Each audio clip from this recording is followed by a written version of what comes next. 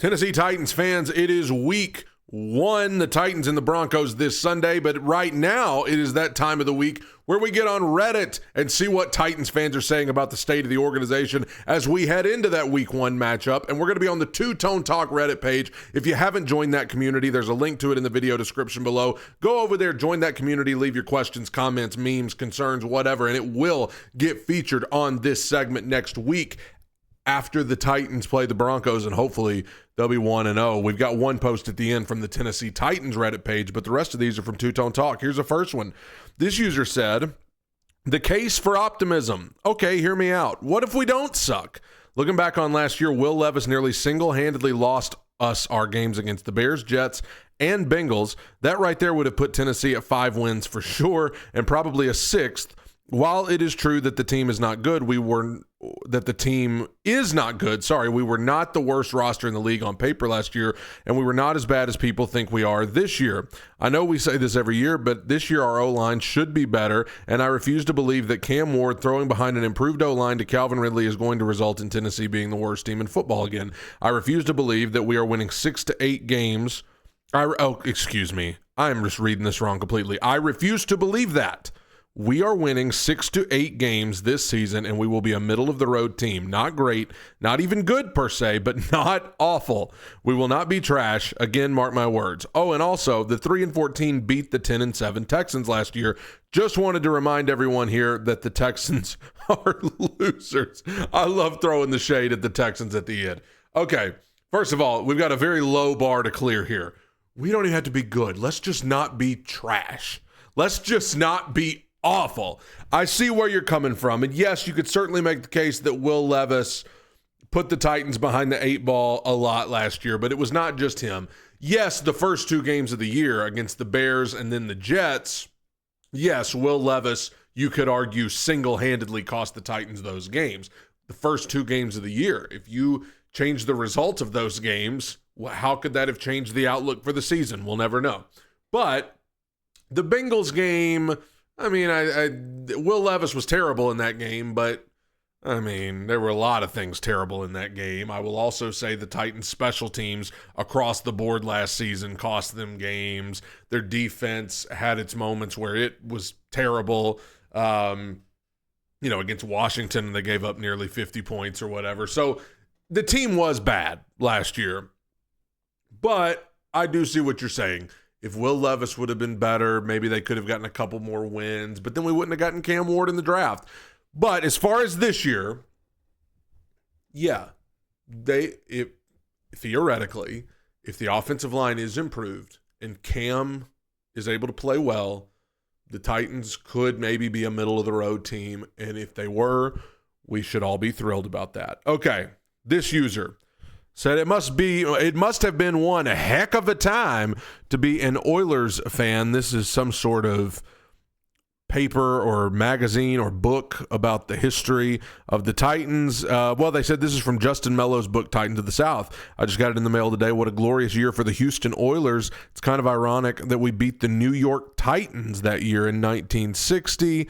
And it's interesting how so many people view the Tennessee Titans / Houston Oilers as just a organization that's always been terrible and in disarray. But we've had our times. We've had our times where it got good, obviously in the late 90s, early 2000s, and then the late 2010s, into the early 2020s when it got good. We just got to find a way to have more good years than bad years. Because I would say for the last 30 years, we've had more bad than good. We need to figure out a way to consistently at least be aight. This user's talking about their fantasy football team, 20-team league PPR. The last 2 players got cut out. They are Curtis Samuel and Daniel Carlson. What do y'all think? Obviously, I'll tell you this. It looks like a good lineup this user has. I haven't done fantasy football the last couple of years just because I started this podcast and I started this channel, and I'm so invested in the Titans and what they're doing that I just found that I wasn't really keeping up with my fantasy football leagues as much. But maybe next year or something, I'll I'll get back going with that. This user said Tennessee needs to sign Desmond Watson. This man is 6'6" and was cut from the Buccaneers for not making his weight. He weighed in at 464 at the combine, is currently down to 430. Can you imagine Watson lined up next to Tavondre Sweat, Jeffrey Simmons, and Femi Oladejo? If Watson is able to maintain an athletic weight, he will be a monster in the NFL. We need to go get him before someone else does. Well, I mean, I think the Titans for now have made the moves that they're going to make, but, who knows? If you go in week one and your defensive line doesn't perform well and you realize you need to beef it up even more, maybe that's a signing the Titans could make. I do think defensive line is yet another place where the Titans are lacking depth. I mean, they signed Shy Tuttle, which makes me feel a little better, and you've got Joseph Day there and James Lynch, but I mean, it's tough going. It's tough going on that defensive line, and so who knows? I'm open to anything. A lot to unpack here. This user said, with the Micah Parsons trade finished, do y'all think that the Cowboys are the new front runners to get Arch Manning? I do. I have to assume that was before Saturday. So, first of all, in terms of the Cowboys, I could see them having a very high draft pick. I don't think the Cowboys are going to be particularly good. I think there's going to be other teams in the league worse than them.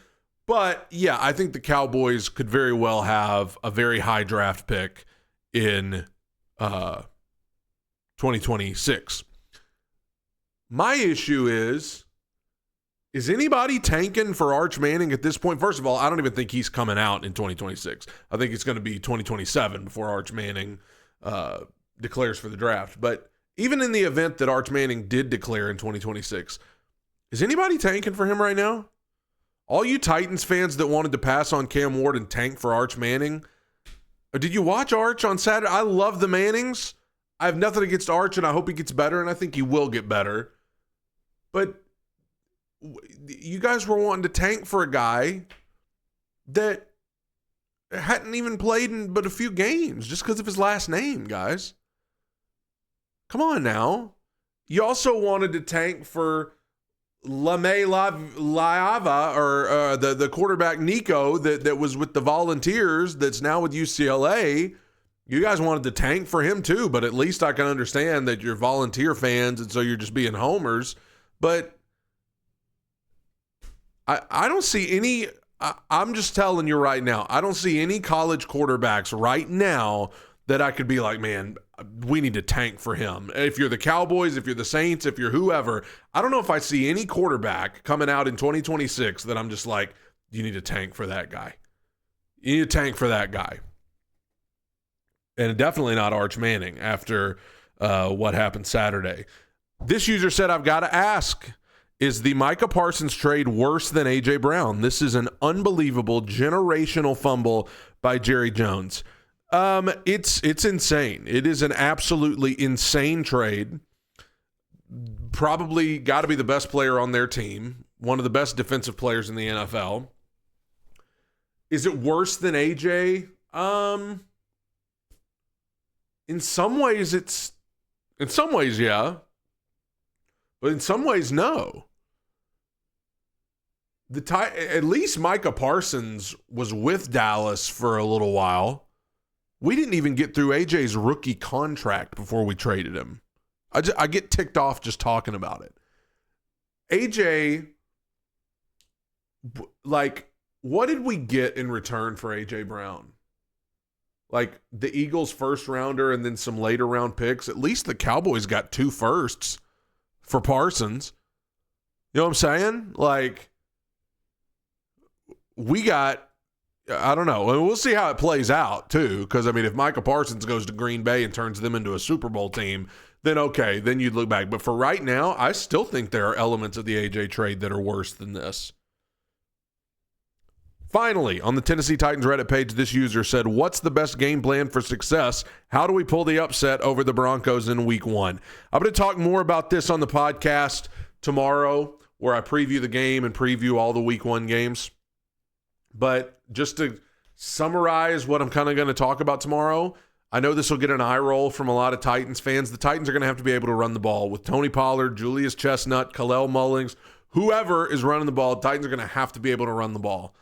Rookie quarterback on the road, tough environment against one of the best defenses in the league with a great secondary. You need your run game to help you, to open up play action, to take some of the pressure off of Cam Ward in his first ever game and being on the road like he is. You need Tony Pollard in that offensive line to get some people moving in the run game. I think that Cam Ward, they're going to have to give him some easy stuff, especially early on, to just let him ease into his first NFL game.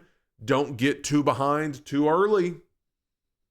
You can't look up and be down 21-0 in the second quarter or something crazy like that, because then you have to start throwing the ball, and Cam's got to start airing it out against this. I mean, you got to, I hate to say you want to play that typical Titans low scoring, drag them down into the mud, but that may be the best course of action for week 1 with a rookie quarterback. We'll talk more about it tomorrow. Thank you guys for joining me on the Titans Reddit segment. God bless you, everybody. Tighten up. Bye.